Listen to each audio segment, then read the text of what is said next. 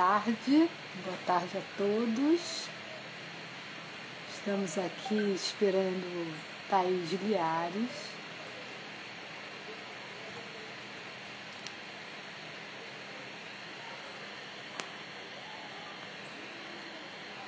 Boa tarde, Thaís. Faz aquela coisinha para você aceitar que você está aqui no vídeo direto comigo. Oi, Marcelo.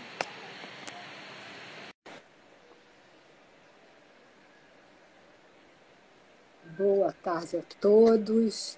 Thaís entrando. Oi, Thaís, bem-vinda. Consegui! Depois de tanto tempo que a gente não se vê, a gente vai se ver e eu vou te sabatinar aqui hoje nesta nossa live da Enlige, esse Encontros da Literatura Infantil e Juvenil, que é tão querida e tão importante nesse momento que as crianças estão em casa, nesse momento que os pais estão em casa. Thaís, bem-vinda. Antes de mais nada, boa tarde. Boa tarde e obrigada, viu? Imagina, é um encontro da Enlige, que tem vários autores, artistas, ilustradores, teóricos, cientistas que pensam a literatura infantil juvenil. Bom, são 5h03. Então, antes de qualquer coisa, eu queria apresentar vocês.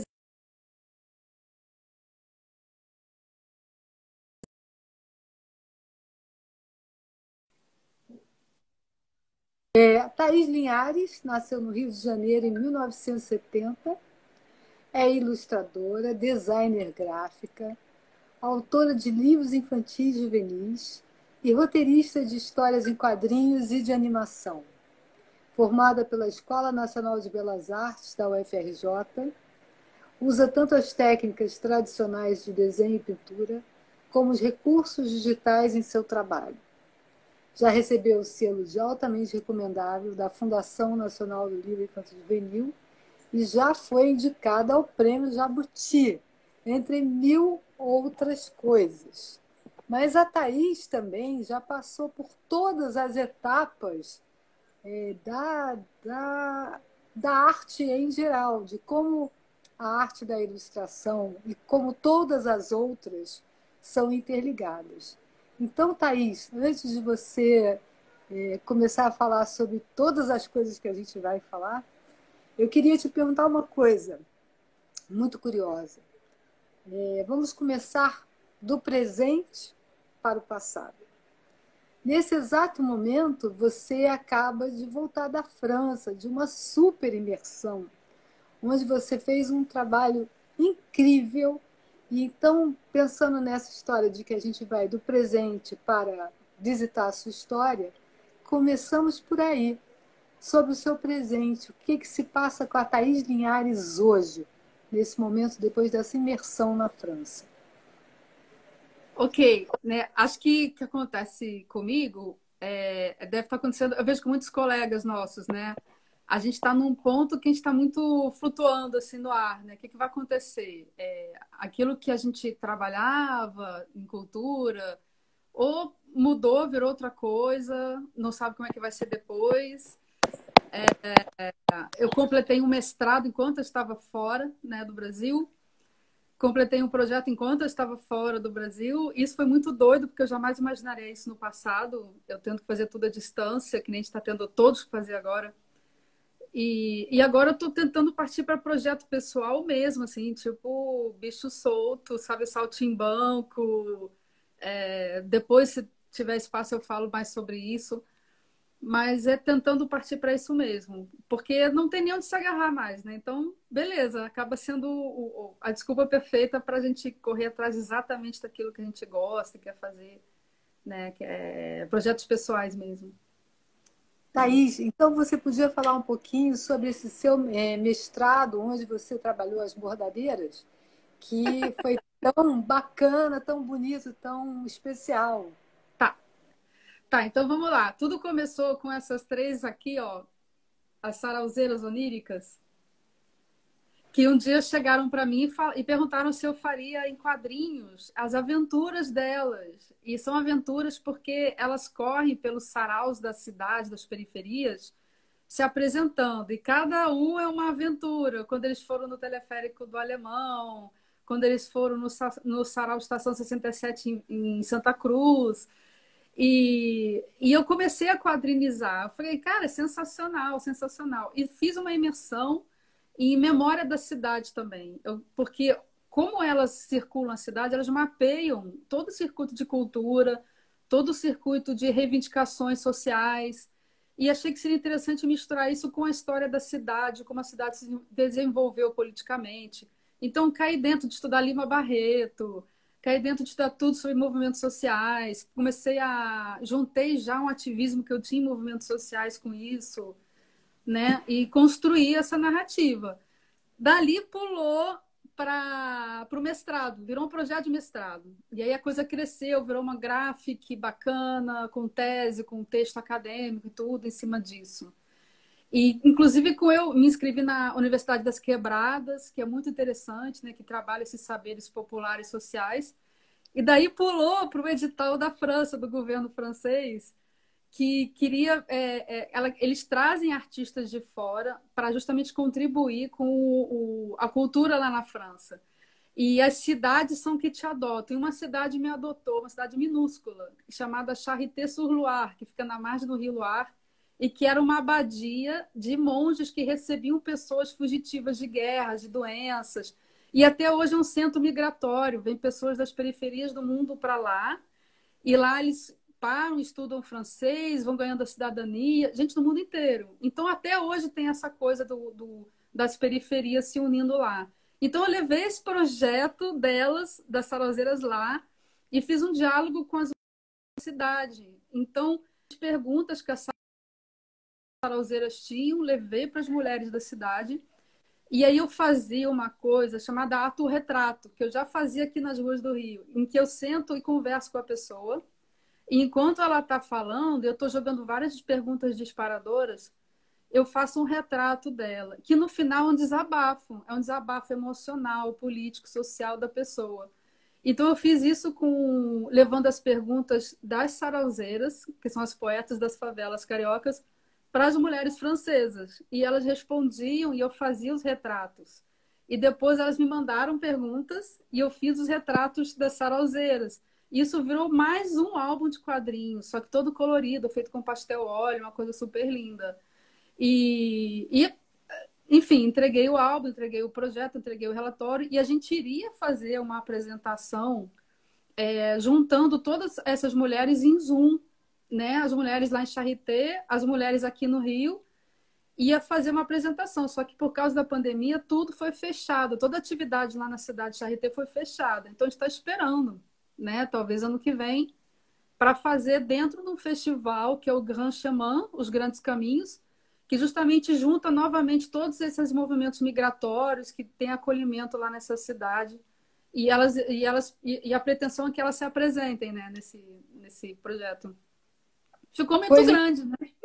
não, foi maravilhoso. Eu tive a alegria de encontrar com a Thaís lá na França, onde a gente se ajudou a beça, se apoiou a beça. Então, Thaís, coincidentemente, alguns dos seus livros preferidos são também os meus. E, Sim. coincidentemente, no último encontro que a gente teve aqui em Lige, a gente falou sobre a figura das avós.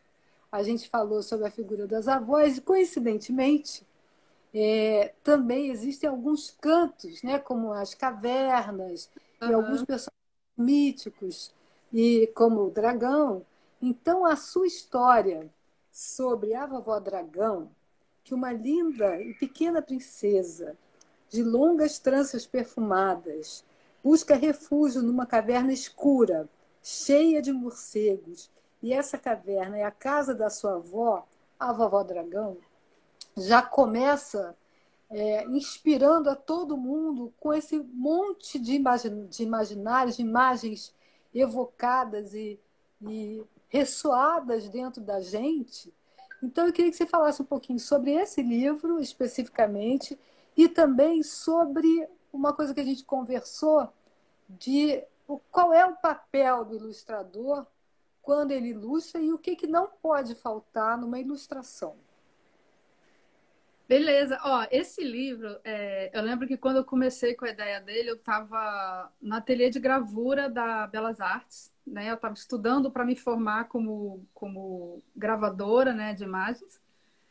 E aí eu pensei primeiro em fazer um projeto de litogravura. E eu pensei em escrever esse livro em homenagem à minha avó. Então, a história inteira do livro, ela é factual, aquilo aconteceu mesmo.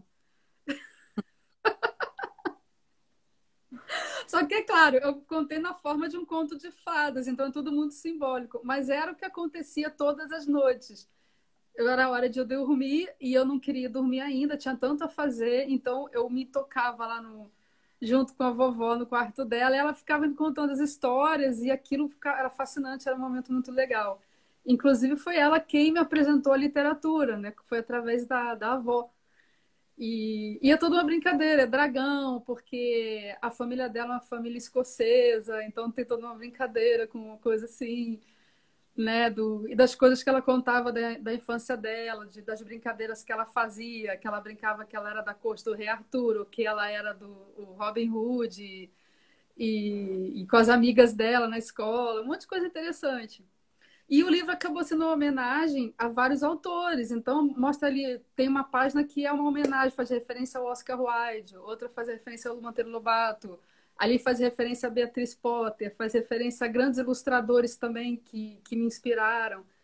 É isso, só que tudo contado como se fosse um grande conto de fadas, né? E brincando com esse efeito que os contos de fadas têm na gente, quando a gente começa a conhecê-los, né? Que vai abrindo umas portas, assim, né? E aí essa questão assim do que não pode faltar, né, numa ilustração, né? Eu lembro até que a gente estava comentando sobre isso. Acho que o que não pode faltar é que sempre tem que faltar alguma coisa. Tem que faltar alguma coisa. Porque se é literatura, a literatura ela só se completa na cabeça de quem está recebendo a história, né? A gente é feito por essas narrativas, mas a gente também constrói ela. Então, a ilustração literária, diferente de outras ilustrações, eu não acho nem que ela seja superior ou inferior, mas ela será completada. Então, tem que faltar alguma coisa ali. Por isso que às vezes a gente vê uma ilustração e sente que passou batido, porque ela está completa, ela não deu espaço para você participar. E, no entanto, mesmo uma ilustração super trabalhada pode estar cheia de caminhos para você ir entrando nela, assim, né? Até porque o ilustrador ele é muito safado, né? Ele vai lá e bota uma referência que é algo que ele buscou lá na infância dele e aquilo tem um significado para ele.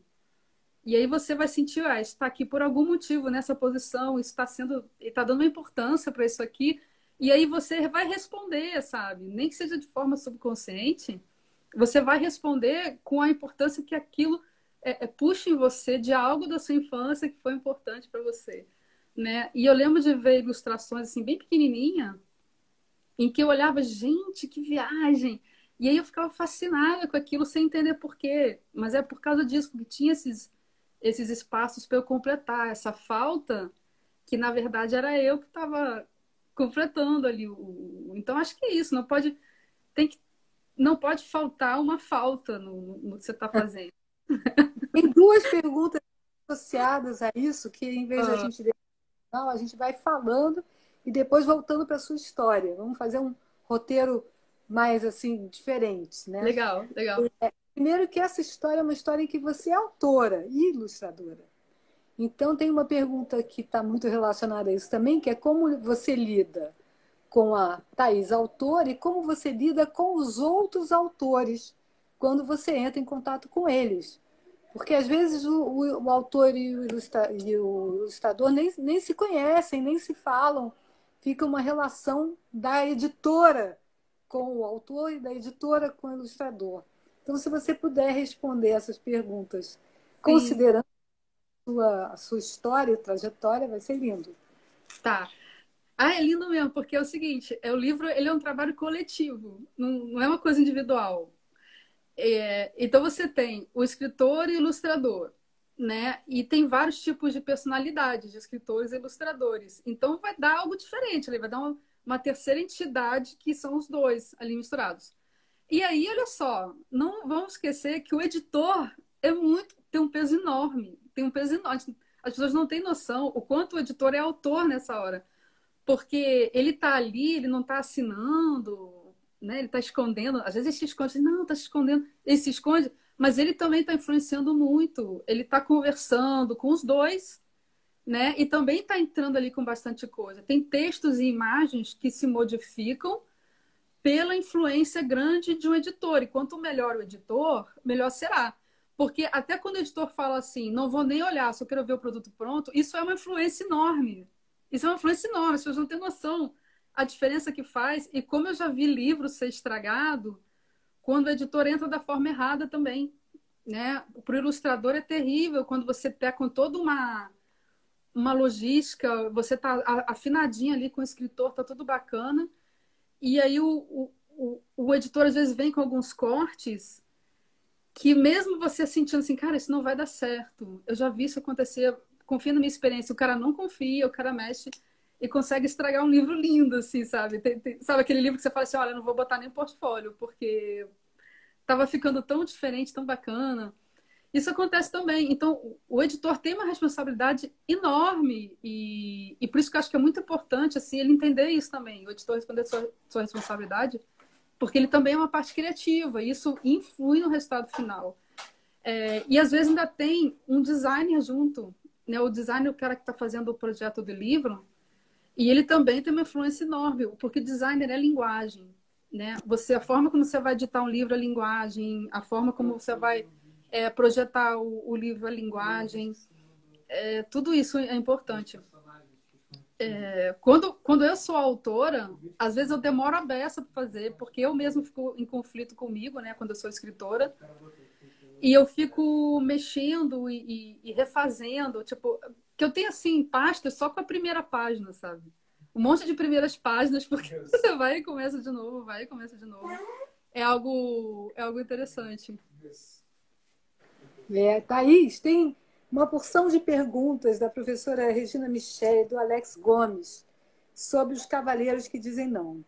Primeiro, se os cavaleiros que dizem não têm a ver com essa avó que te ensina a fazer, e também se os cavaleiros que dizem não partem de uma piada do Monty Python. Sim! Cavaleiros que dizem não, é assim, é brincadeira com os cavaleiros que dizem ni, né?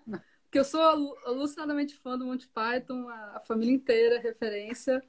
E esse livro foi interessante, que eu chamei o meu filho, na época eu estava fazendo 10 anos, né, quando o livro foi editado, e eu pedi para ele desenhar os cavaleiros. Então, todos os cavaleiros que aparecem, o projeto é dele, assim, aquela armadura, aquela criatura. Ele fez o projeto. E o livro, mais uma vez, é um conto de fadas. Ele fala sobre a questão da afirmação da identidade, de quando a gente aprende a se impor enquanto pessoa autônoma e começa a falar não, e no começo é complicado você equilibrar a hora de falar não, né? E é sobre isso. E eu lembro que ele surgiu como ideia porque eu recebi um texto para ilustrar e o texto eu achei assim muito terrível. Eu vou falar superficialmente que eu não quero implicar ninguém, tá? Mas o texto era mais ou menos assim: o menininho não queria ir no zoológico com os pais. Então os pais começam a fazer, tipo, não responde mais ao guri, faz um terrorismo emocional terrível com o moleque, faz uma chantagem emocional. Eles ficam em silêncio, não falam mais nada, até que um menino não aguenta. E aí, ok, eu vou no zoológico com vocês e cede. E fim da história, ele aprendeu a lição. Eu falei, gente, o que é isso?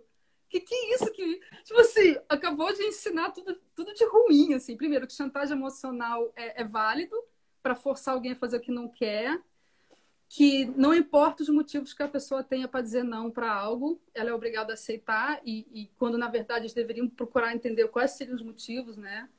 E talvez aquele não fosse simplesmente uma tentativa de afirmação de uma microautonomia de uma criança pequena que não tem autonomia nenhuma, que depende totalmente de adultos. E naquele momento aquilo foi negado e ensinado para ele que ele teria que ceder sempre ao, enfim, ao poder de alguém.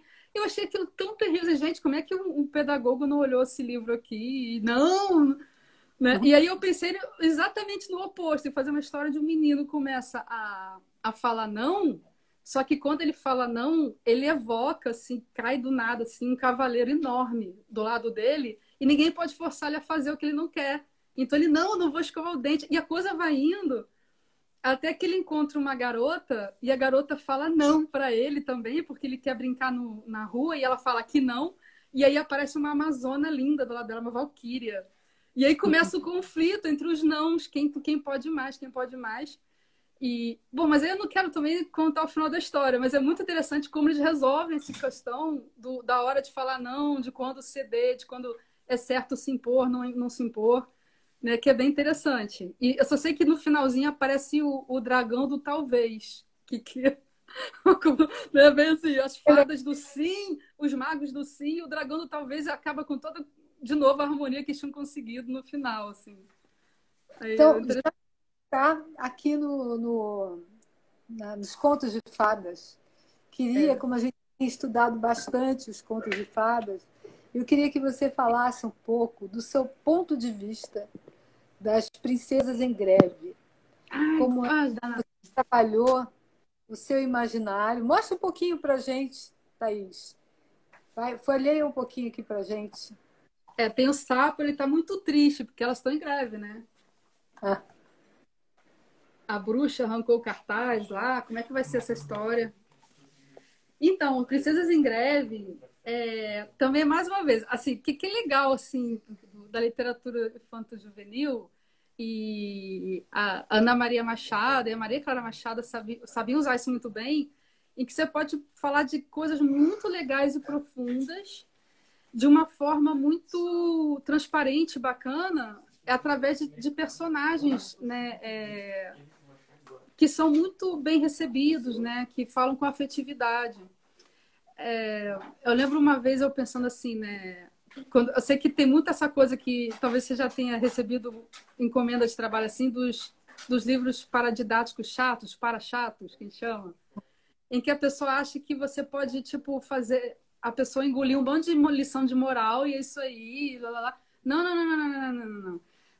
A pessoa tem que sentir o negócio, ela tem que sentir uma empatia, ela tem que entender mesmo o que está acontecendo. Não basta, você não vai mandar convencer se a pessoa não entender e não curtir o que você está falando, não adianta.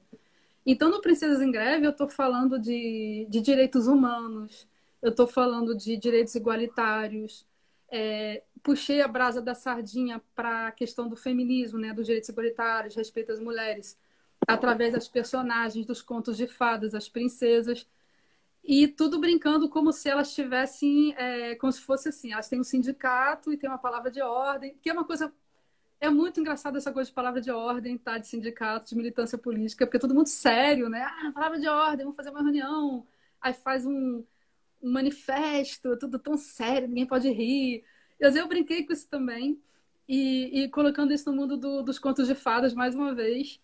E aí é muito bonitinho, porque, por exemplo, vamos lá, pediu para mostrar, vou ver se eu mostro aqui ela aqui. Tá. Aqui você tem a Maria da Penha, da Lei Maria da Penha, comentando com o dragão, né? Que os dragões não mais fazerem maldade com as princesas. A Malala bonitinha, falando da questão do direito à informação, ao estudo. Né? A Chapeuzinho Vermelho também, de você poder não ser assediado. Então, toda aquela realidade dura, né, que a gente vê, e quando a gente fala em direitos humanos, você focar na questão da mulher é interessante, porque a mulher é muito assim, quando justamente ela não é humanizada, quando é retirada dessa questão dela ser humano, é que ela começa a ser vítima de todas essas violaçõezinhas que são coisas muito dramáticas que a gente vive, sobretudo no Brasil, sobretudo para as meninas brasileiras. Então, focando nisso, eu meio que jogo uma luz muito forte na questão, né? E vou lá crucial, porque no final das contas, a questão de direitos é uma questão de empatia também, de você se colocar na pele daquela pessoa, né? Se todo mundo conseguir aprender empatia, se conectar, vai ser um pouquinho mais tranquilo, né? Da gente conseguir melhorar um pouquinho essa convivência, né? Esse patamar de civilidade cujo nome comum é direitos humanos, é o patamar de civilidade. Abaixo disso a gente não pode passar, a gente tem que ficar sempre acima. Então, o Princesas em Greve foi uma vontade muito grande que eu tinha de abordar temas muito complexos e até mesmo agressivos, de uma forma que fosse fácil de entender e que abrisse mais uma vez. O que não pode faltar é a falta. Quando você coloca na mão de uma menina ou um menino um livro como esse, eles se sentem à vontade para questionar, para falar. Toda vez que eu apresento esse livro em alguma escola, as crianças vêm com ideias de novos textos, de personagens. Elas se sentem à vontade, elas estão na praça delas. É muito importante isso, de se colocar ali naquele mundo para que elas se sintam à vontade, porque senão vai ser só aquela coisa da criança calada ouvindo um adulto que muitas vezes nem pensou no assunto e não está vivendo aquilo como ela está vivendo, né? Aliás, essa é outra coisa. Se escuta muito pouco as crianças quando se debate políticas e direitos. Isso é um absurdo, não faz sentido nenhum não entender. Uhum. Eu ia te perguntar também o seguinte, existe na literatura do mundo, na literatura infantil, assim como existe na cena também, na dramaturgia, o ocultar e o mostrar, né? O que é que a gente pode tirar, por exemplo, dos seus livros?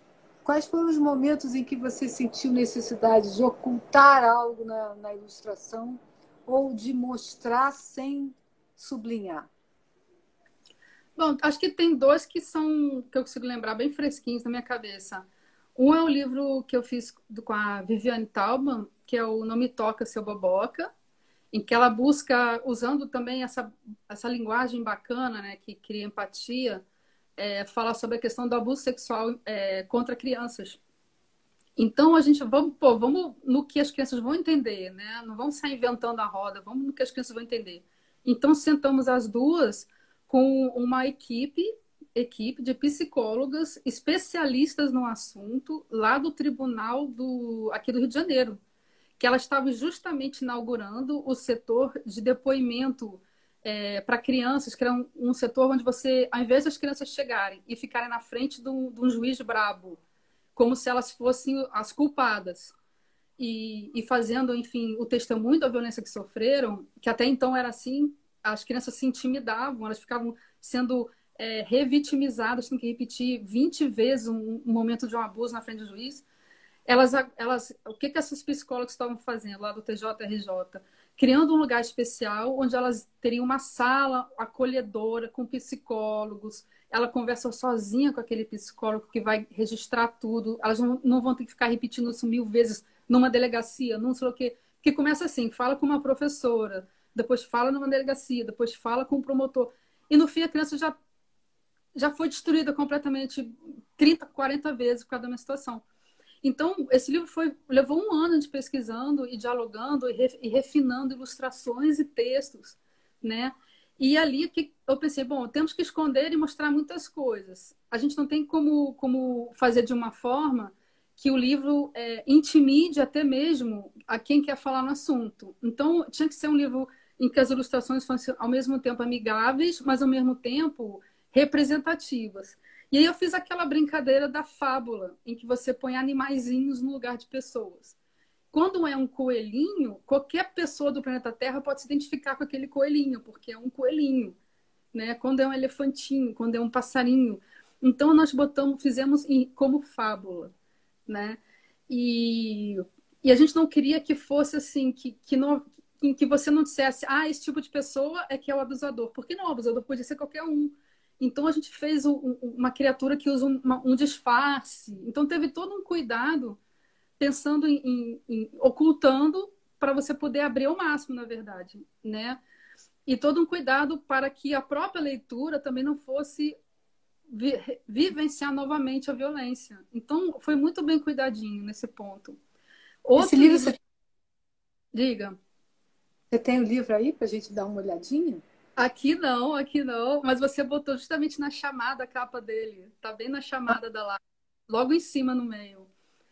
Né? E se vocês forem no Insta da Viviane Tauban, Andréa Viviana Tauban, tá ali na capa do livro o nome dela completo, ela tá sempre divulgando esse livro no Brasil afora.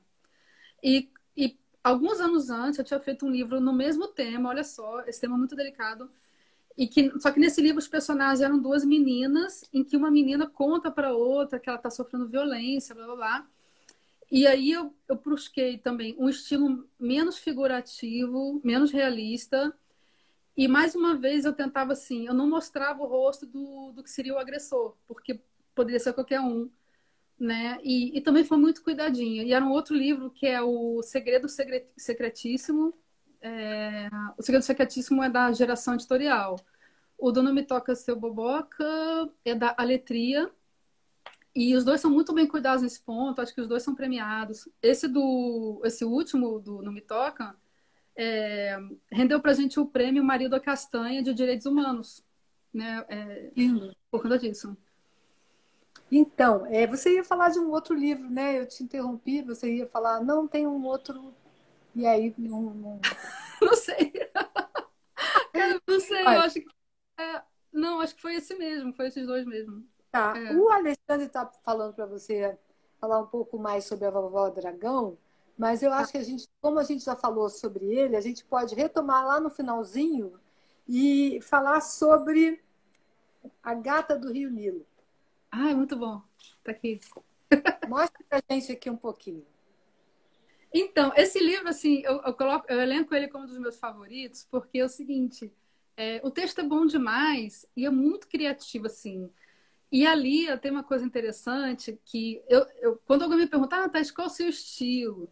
Eu tenho um estilo, acho que é inevitável. Mas, ao mesmo tempo, eu gosto de passear muito por estilos diferentes. Então, eu lembro que um editor uma vez falou com uma amiga minha, ele falou para Flávia Cortes assim, o problema de chamar a Thaís para ilustrar é que a gente nunca sabe que estilo ela vai usar. Então, então não é assim, se você chama o Ziraldo, é Isso é sempre um o estilo problema, isso é uma mesmo. glória, isso é uma glória. É uma glória, porque eu pensei, cada texto é um estilo diferente, porque vai ter texto que vai pedir uma coisa figurativa, vai ter texto que vai pedir uma coisa realista, vai ter texto que vai pedir uma coisa mais pesada, vai ter texto que vai pedir uma coisa meio haikai, assim, né?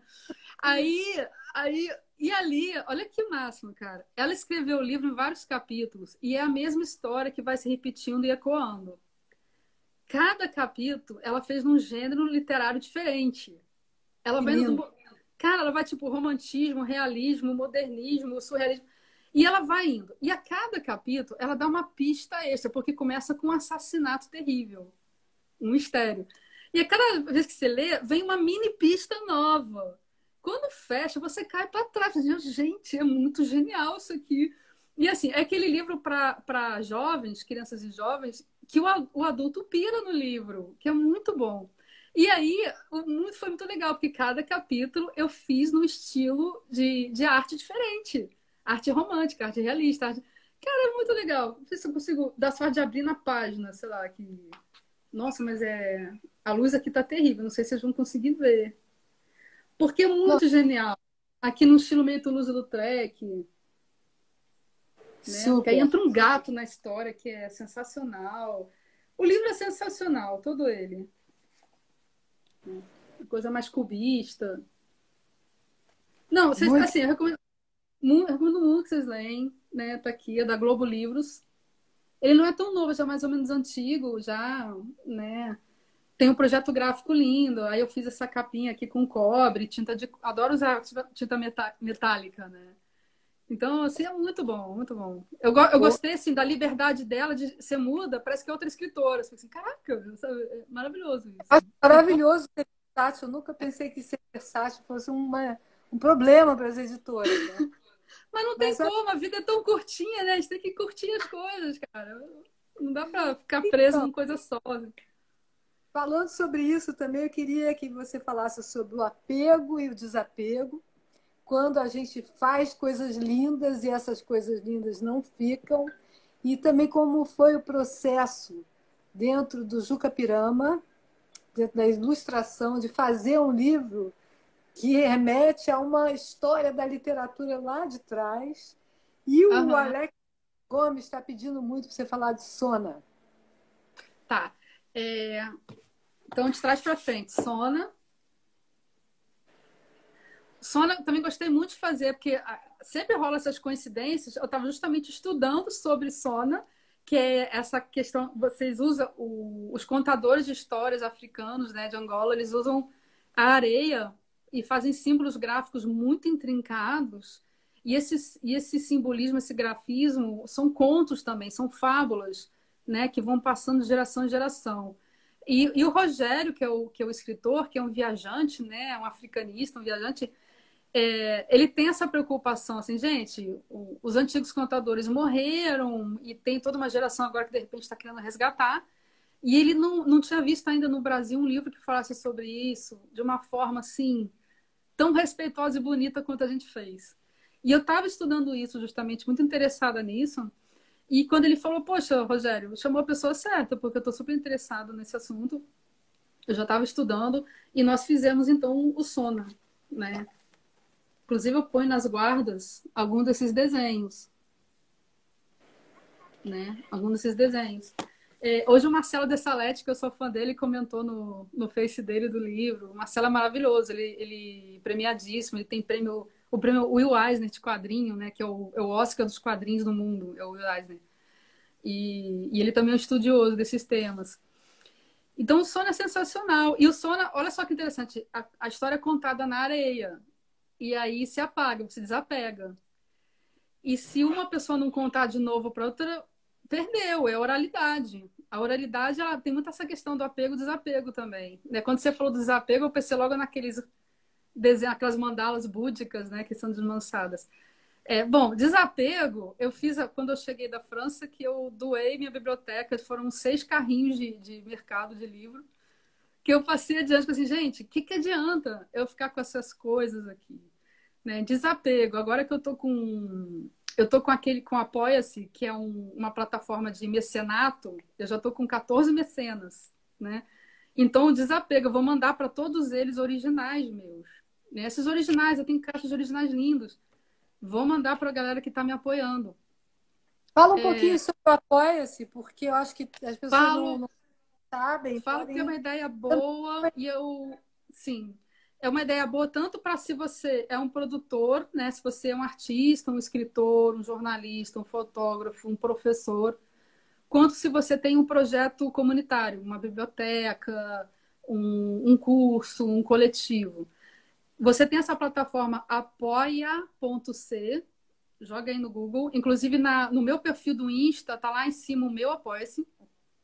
E lá você cria uma página onde a pessoa pode colaborar contigo na quantia que quiser. Então, você pode botar lá assim, a partir de R$ 1 por mês, a partir de R$ 5 por mês. E você pode, se quiser, oferecer algo em retorno. Eu ofereço em retorno, ofereço artes. Tem uma categoria que eu ofereço assessoria em quem está querendo fazer um livro, imprimir um livro, assessoria gráfica e também na questão do texto, porque uma das coisas que eu faço é pegar o texto e fazer a análise crítica dele, né? E as pessoas que viviam me pedindo isso, eu falei, beleza, vou botar no meu Apoia-se, tá lá como algo também que eu ofereço. E aí isso vai criando uma liberdade intelectual muito grande para você. Logo no começo, quando entrou assim, a primeira apoiadora, eu comecei a ficar exultante. Assim, eu falei, gente, isso é algo que vai permitir que parte do meu tempo, porque eu ficava que nem uma doida, tendo que pegar um monte de trabalho, que às vezes não é tão gratificante, eu posso focar em projetos muito mais interessantes. Né? Eu posso focar muito no que as pessoas estão realmente querendo. E isso eu achei muito bacana. E pensa bem, se você tem um projeto também comunitário, lá no Apoia-se você encontra bibliotecas, você encontra projetos para combate à fome. Eu entrei como colaborador em tá também no meu Apoia-se, vocês vão ver, que é para proteger os CETAS, que é um lugar que recebe animais que são resgatados de traficantes, animais selvagens. E aí eu fiz esse projeto, quem colaborar ganha uma gravura minha maravilhosa, simplesmente linda. Então, dê uma olhada lá, porque vale a pena. Pode ser um caminho interessante para quem está meio perdido, para quem está... Ainda mais nesse momento em que a gente vê que o mercado está muito confuso, né? Que está difícil. Thaís, olha só, a Flávia Cortez está dizendo que só faz coisa linda. O Alex está dizendo que adora o Sona. E eu queria te fazer uma pergunta. Eu, como já fui sua aluna, tive a alegria de... Eu queria que você falasse um pouquinho sobre análise da narrativa da semiótica. Assim, o que é que a gente pode fazer como amantes do livro infanto-juvenil, para que essa análise das imagens corra ao mundo, para que as pessoas comecem a falar sobre isso, para que as pessoas comecem a pensar na alfabetização que se faz muito antes de você ler as letras. Então, Karen, eu sempre quando você me vem à cabeça, eu lembro de uma coisa maravilhosa que aconteceu. Eu estava assistindo o festival Laufio e você estava recebendo, acho que uma escritora e um ilustrador, não lembro bem. E aí essa escritora falou uma coisa assim: ai, eu acho que livro ilustrado, isso empobrece o livro. Aí você olhou assim, silenciosamente, aí você ficou assim, aquele silêncio eloquente, né? Aí daqui a pouco você virou assim: há controvérsias. Eu achei aquilo genial. E eu sempre pensei, gente, uma escritora num festival de linguagem, de audiovisual, falar isso. É. E assim, escritora entre aspas, não vou citar nomes, mas entre aspas. É... E aí eu fiquei, gente, isso é muito louco, porque é como se você tivesse hierarquia de linguagem. E não é isso. Você pode ter um texto medíocre, Uhum. mesmo vendendo muito. E você pode ter um texto excelente, e você pode ter uma imagem medíocre, e uma imagem excelente, e um filme medíocre, um filme excelente, e, e cada um no seu cada um dominando aquele tipo de linguagem. A questão da semiótica, né? Vocês entrevistaram aqui já o Rui de Oliveira, que tem um livro maravilhoso, que é o Jardim de Boboli, que é o estudo que ele fez sobre ilustração infantil, que estava faltando no mundo, assim. Então, esse livro que não sei se ainda está. É porque ele esgotou, aí o pessoal chora para imprimir de novo. Corre atrás. Procure em sebo, pressiona a editora, porque é o livro que você tem para estudar sobre a semiótica, sobre a ilustração no livro infanto-juvenil, o livro do Rui. E é muito importante, porque a imagem, ela te pega bem desarmado. Você decodifica imagem, é verdade. Tanto que, dependendo da cultura, muda seu entendimento. Um brasileiro vê uma imagem feita por um ilustrador japonês, o entendimento muda, porque ele ali estava dialogando com o povo dele. Né? Mesma coisa se ele pega e vê a imagem de um brasileiro, muda o entendimento, porque quando eu fiz, eu estou dialogando com a minha realidade. Então, sim, tem linguagem. Como você tem o inglês, o português, o francês, na ilustração você também tem o idioma de quem está fazendo, ali atuando. Símbolos têm significados diferentes em culturas diferentes. Mas, ainda assim, a imagem é como se fossem as nossas primeiras palavras. A gente vem um pouco desarmado. Né? Para mim, assim, a música é a primeira, depois a imagem, e o texto você decodifica. Né? Leva um tempo, você tem que aprender uma decodificação, né? E aí quando você entra nesses meandros do texto, né, que os tradutores conhecem bem, você vê que também tem diferenças. Mas uma educação dentro da linguagem do que são as imagens, do que são as coisas, não deveria ser subestimada. E nesse ponto eu parabenizo muito a Finilige. Eu sinto aqui que a Finilige foi a primeira instituição que deu o devido valor à questão do ilustrador no livro infanto-juvenil. Criou categorias de prêmios, começou a formar pontes para levar nossos ilustradores para expor lá em Bratislava, em outros lugares, entendendo que isso é uma linguagem muito potente, muito poderosa e que não dá para subestimar. Os símbolos estão ali, as mensagens estão ali, a forma como está acontecendo estão ali. Eu lembro que eu tinha medo do livro do Cavalinho Azul. Esqueci o nome da ilustradora maravilhosa. Mas eu tinha muito medo, era assustador aquelas ilustrações que ela Olha, fazia. Entende? E pega outro ilustrador, é outra coisa que ele está me falando. Então, é não, interessante. a gente tem várias perguntas já Eita, e estamos chegando ao finalzinho, infelizmente. Mas antes de fazer as perguntas, eu queria que você falasse isso. então é Vamos. sobre o Rogério, que ele entrou. A gente já falou do sono, Rogério.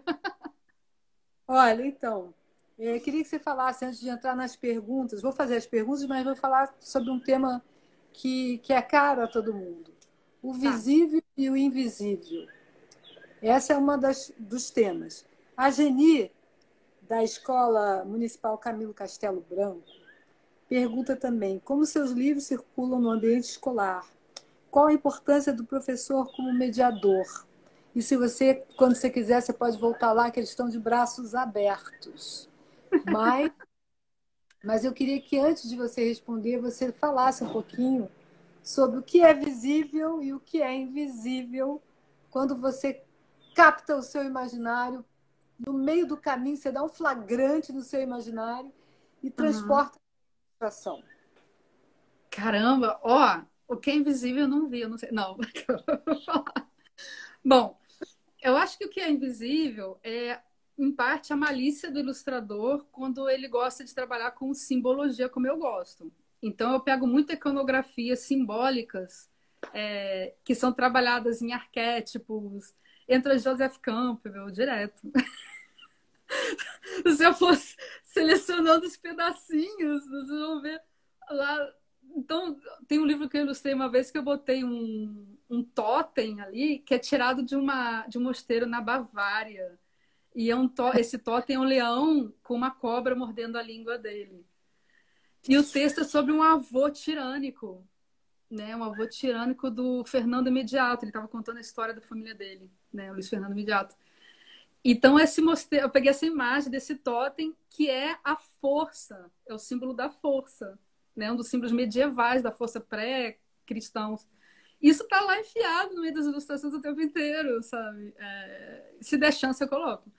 Então, isso é invisível, mas é visível, porque se é um arquétipo, todo mundo tem olhos para ver isso, todo mundo, não interessa. Quem você seja, em que país você nasceu, qual a idade que você tem, ou quem você é. Você está lá no seu subconsciente todo esse acervo.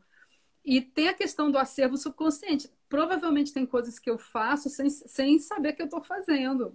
Isso também é danado. E isso às vezes fica me pegando aqui, assim, gente, o que, que eu fiz sem saber que eu estou fazendo? Né? Às vezes eu olho um tempo para aquela ilustração que está pronta e falo assim, será que tem alguma coisa aí que eu não percebi, que eu fiz? Né? Às Pois vezes é um pouco tem, assustador. e é algo mediúnico também, porque por mais que a pessoa saiba desenhar, tem algum momento que ela já não controla aquilo que está desenhando. Tudo, acho que tudo que você faz na vida, né?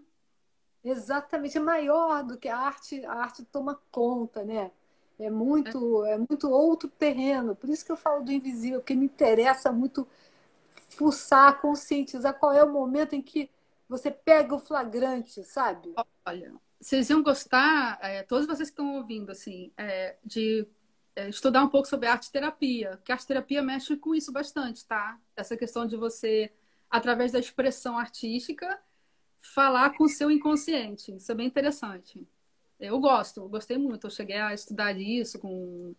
Foi Ana Carolina, a professora, foi na Estácio, muito boa ela.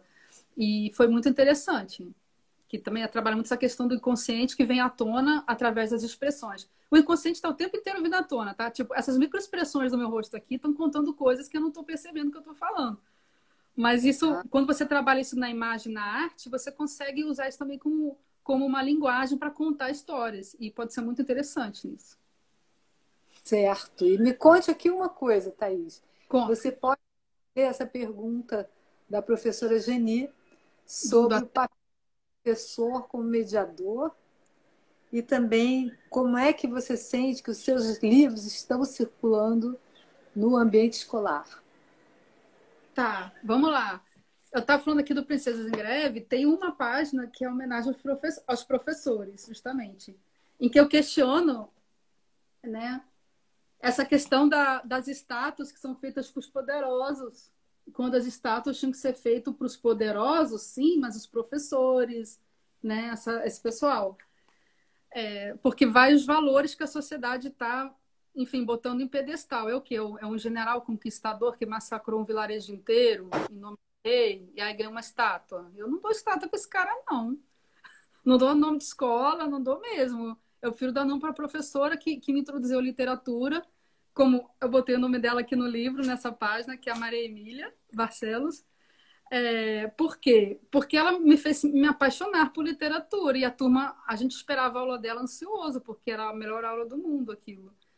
né? Então, o professor tem uma influência gigantesca na criança, né? Uma palavra ríspida pode cortar um barato de uma criança, ao mesmo tempo que uma palavra boa, acolhedora, pode fazer com que essa criança se sinta confiante e segura para se expressar, para colocar o que ela está querendo aprender, para o que ela está sentindo que está. Poxa, eu estou sentindo que eu tenho um ponto fraco aqui, o professor pode me ajudar? Ela só faz isso se ela se sentir à vontade. E quem dá esse papel é o professor, né? Eu acho que sem professores não sei, não tinha nada. Eu sou ainda, fico Não tinha muito nada, cara. feliz do papel que você provocou em mim como Que professor. bom! Deixa eu te É perguntar uma coisa. recíproco. A gente está chegando no nosso finalzinho. Quais são os temas que não podem faltar hoje na sua ilustração? Quer dizer, o que você vai querer nesse seu projeto agora? É, nesse seu projeto agora é desenhar, porque agora você é sua chefe, né? Quer dizer, você sempre foi chefe, mas agora você tem a consciência de que você é sua chefe mesmo.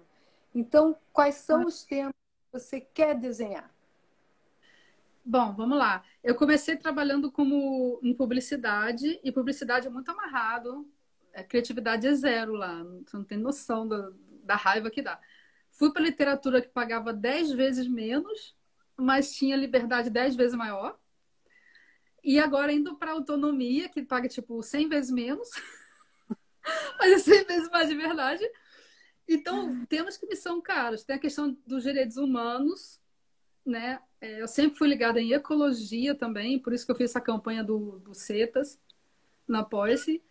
E eu gosto muito dessa questão das linguagens dos arquétipos. Tanto que eu comecei agora um tarô. Tô começando, ontem eu fiz o zero, né, o louco do tarô. E já pensando assim, a posição do personagem, as cores que estão entrando, a forma. Tudo isso é uma linguagem totalmente visual.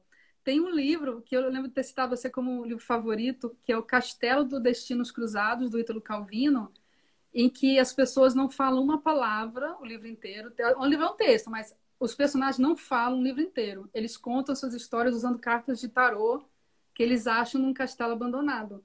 E isso é tão genial, essa questão do arquétipo, da imagem, de você conectar.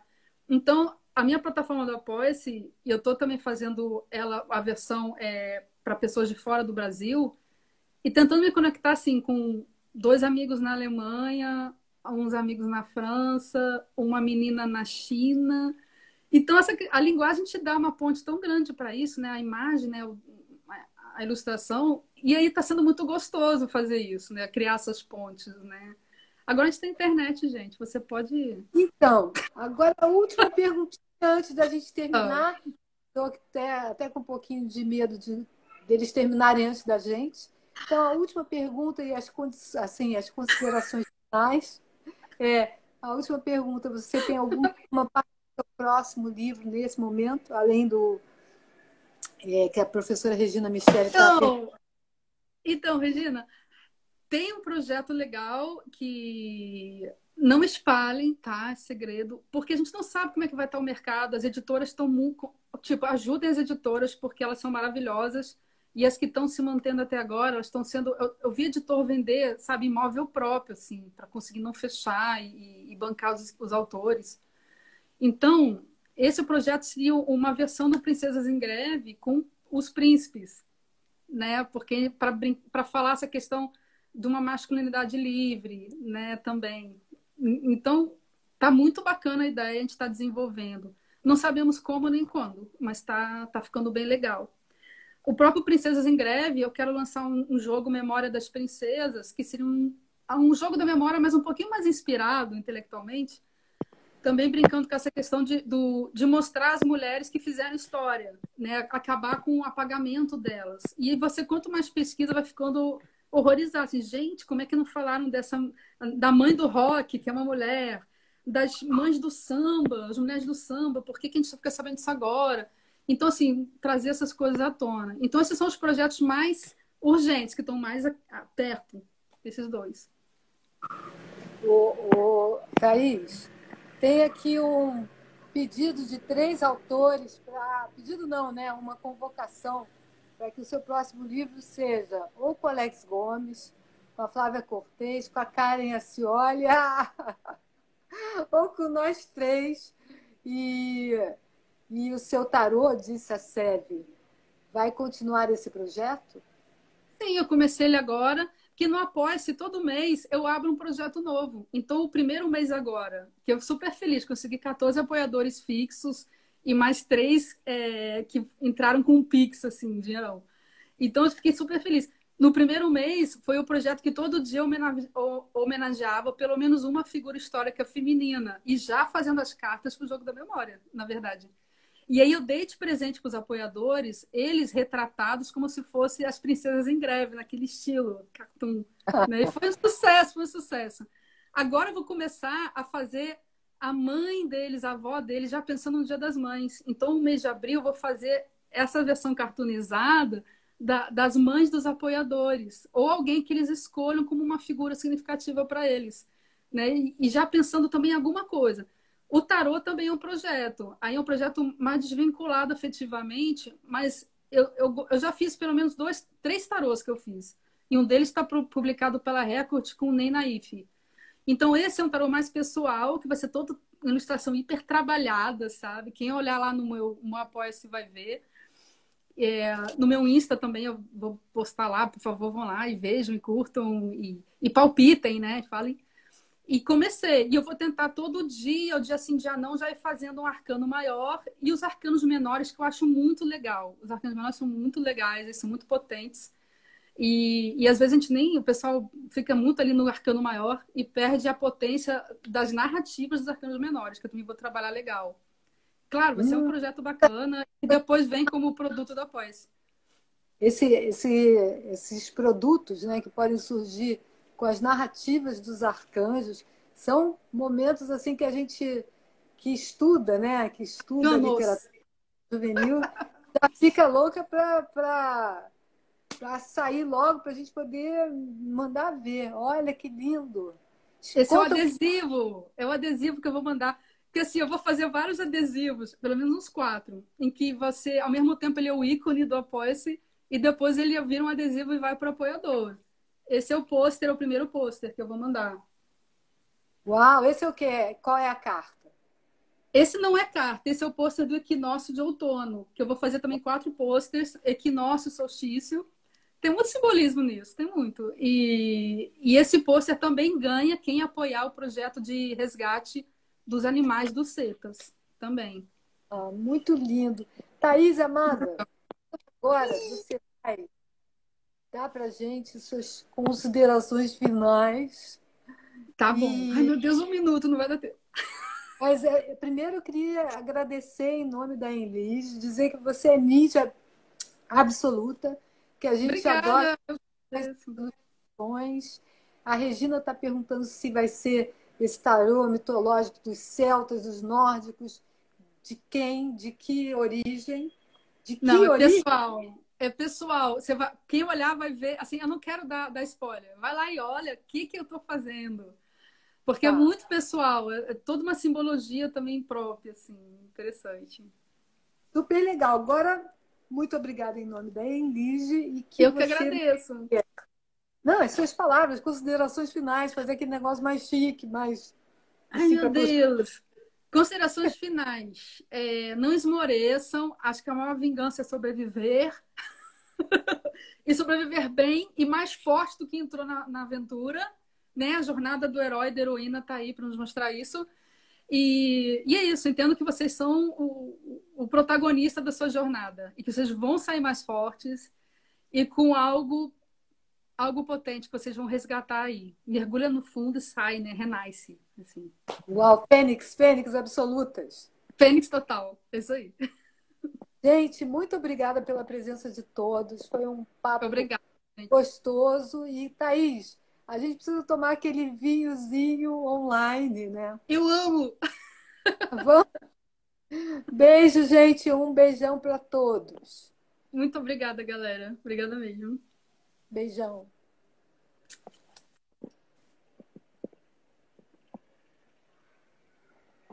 Olha, Ana Cláudia.